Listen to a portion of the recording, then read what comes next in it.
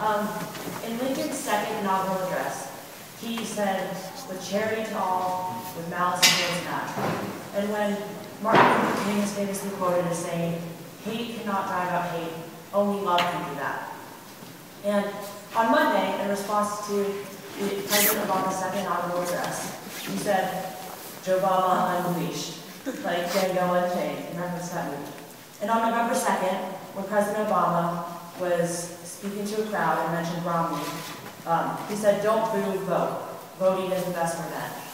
And with all of your talent and all of your influence, do you think that preaching a message of revenge is more successful than preaching a message of unity? Or do you also believe in preaching a message of unity for all people in America, even if you disagree with them, but trying to get them all to your side?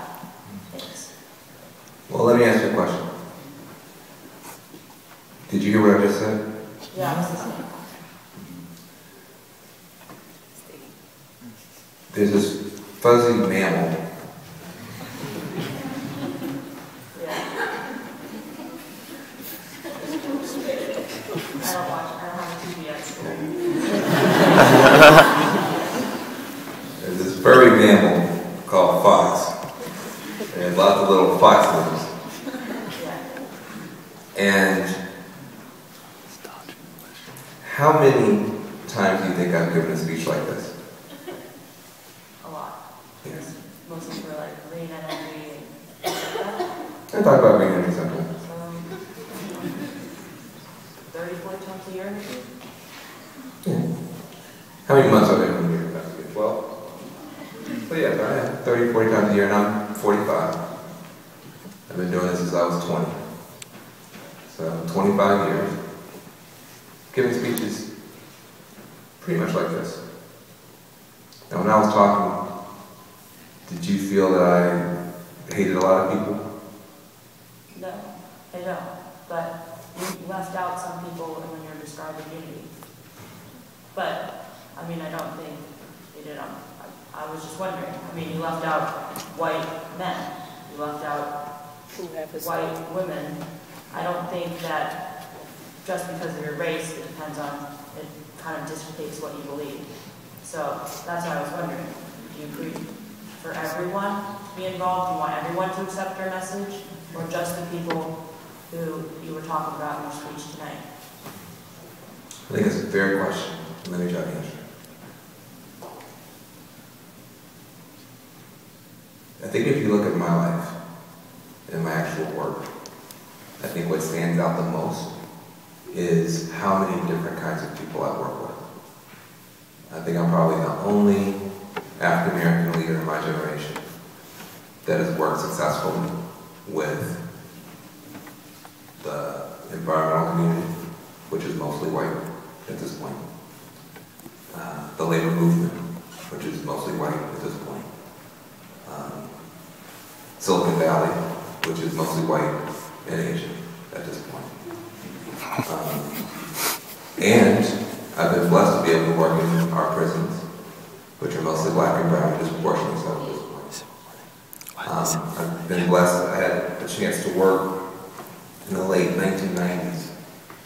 I was doing work with prison reform, criminal justice reform, and discovered that transgender sex workers in San Francisco, in the Tenderloin, mostly male to female transgender workers who were working in the sex trade, were being brutalized and beaten by police officers and then put in unsafe housing in our jails, and then being further brutalized by prison guards and inmates. And I helped to create in the 1990s the first transgender liberation organization called Transaction, even though I'm obviously not a transgender. And so I may occasionally in this speech or that speech not talk about everybody who I love and care about. But what I think is remarkable is the fact that the right movement could have taken any of the 6,000 tweets. I have 80,000 Twitter followers, 6,000 tweets. Most of them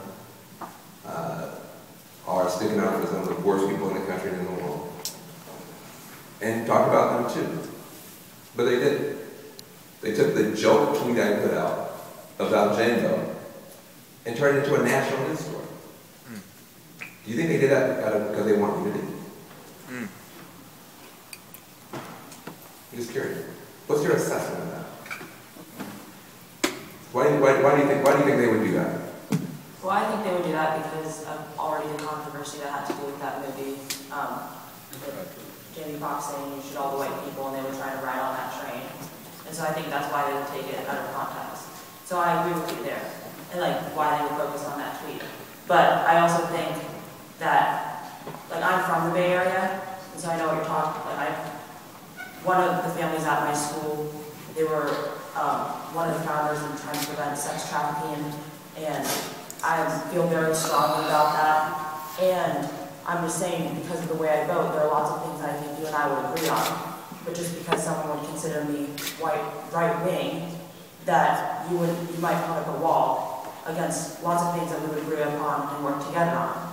And so that's why I think sometimes if you put a wall against even a political party, you may realize that there are a lot of people in the political party that actually agree with a lot of what you're saying. I agree with you, but let me try this again. Why are African American leaders put on trial over and over and over again in this exact way? As if the history of the country is African Americans persecuting white people. This is what I'm trying to understand. I want to say very clearly to you, if you look at President Obama's record history, you find no example where he has exacted revenge on anybody, where he's hurt any white people, where he has any desire to do that. And yet, there's almost an obsession with trying to find where he is something he's not. Why do you think that is? Where is that coming from? Where is that coming? In other words, you might think that conservatives would be comforted that an African American leader, having gotten the most power any human has ever had in the world, isn't coming after anybody. And is just trying to fix the economy and get doctors for babies. That might be a reason to celebrate. That after 400 years of abuse and mistreatment, that when an African American actually gets in power, he's not seeking revenge at all. That would be, you would think that would be a reason to celebrate. But that doesn't seem to be what's happening. And I just wonder if you have any insight into why there isn't that celebration of him taking out of him. Do you have any view? Well, I think that when President Obama gives a speech, he's not speaking towards someone like me. And I don't think he's speaking to people who didn't vote for him. And so I think there's a difference. I think he's speaking to people who voted for him and who's already supporting him. And so when I hear his speeches and I hear his points of view, I feel left out. And I don't want to feel left out from the President of the United States. I want to feel included in this country because no matter what political party any of my friends are, I'm still their friends. And I agree with a lot of what they're saying. And so I feel left out as an American citizen just because I didn't vote for a candidate. And I don't think, I want this country to be unified. I want people of all races, of all leanings to work together. I'm from San Francisco, and I've always been taught that. And so even if I disagree with people, I still want to work together with them on a lot of issues. And so when I hear a speech from President Obama, it a lot of time hurts me because I feel like he's not trying to include people like me when there are a lot of things I would agree on him with. But because he thinks, because I feel, from what I've heard him say on the campaign trail, and what I've heard him say in his speeches, I feel that he puts up a wall against people like me from coming together with his supporters and really actively finding solutions. Well, I can't tell you how much I appreciate your candor. And I wish there was more candor. And more courage. I think you're showing a lot of courage and you're showing a lot of character. I think you're showing a lot of candor. I think it's very helpful. I see it differently. And I would like to too. I would like to see it differently too. This is what I see. when Ronald Reagan gave his first inaugural and his second inaugural, and I hope you, while you're reading Lincoln's inaugurals, you also got a chance to read Ronald Reagan's, or if you don't, you should. They're brilliant. I think, frankly, head and shoulders in the last 50 years, the two most powerful, from the point of view of rhetoric, the most powerful inaugurals were Reagan's. Even without his performance of it, just the language just jumps off the page, the vigor of the language, the passion with which he held his ideals. It was not an inclusive speech. It wasn't. It was a passionate statement of a very conservative worldview, rooted in American values, steeped in American values. But it was an unapologetic, polemical statement, including going so far as to saying that America's government is not the solution, America's government is the problem. I mean, that's pretty powerful. I think I got here and said American government is the problem, and I don't know if anybody called me a patriot. But he said it. So, let's just be clear about that. Now, conservatives never say American government, they say the government. But he's not talking about the government in Brazil. He's talking about America's government. And I want to get to the other young lady's question with respect to the questions, but I know other people have questions. That's good. Please be patient. Okay. Seriously. I didn't want to step on anyone else. No, but this doesn't happen. This is important. She's showing a lot of courage. She's not just up here railing. She's done her homework. She's factual. She's respectful, and she's persistent. And this is what we need more of across these people.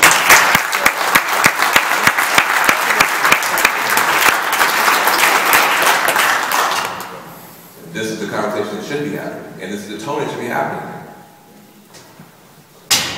But like as I said, I see it different.